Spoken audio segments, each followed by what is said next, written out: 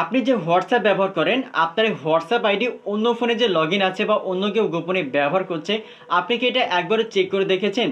যে কোনো সময় কিন্তু আপনি বিপদে পড়তে পারেন। আপনাকে এটা মাঝে, মাঝে চেক করে দেখতে হবে। কিভাবে চেক করে দেখবেন এবং বন্ধ করবেন, চলুন আমি সেই প্রসেসটা দেখিয়ে দিচ্ছি।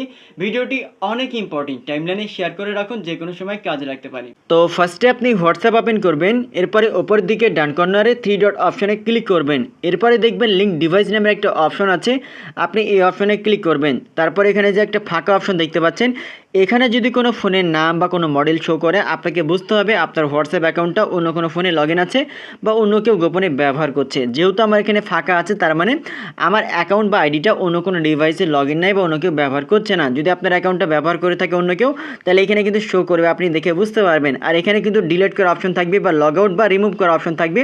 আপনি রিমুভে ক্লিক করে কিন্তু এটা রিমুভ করতে পারবেন বা তাকে লগ আউট করে ফেলতে পারবেন। আই হোপ বিষয়টা বুঝতে পারছেন। ভিডিওটি অনেক ইম্পর্টেন্ট, টাইমলাইনে শেয়ার করে রাখুন, যে কোনো সময় কাজে লাগতে পারে। আর কি ইম্পর্টেন্ট ভিডিও প্রতিনিয়ত পেতে পেজটা ফলো দিয়ে রাখুন।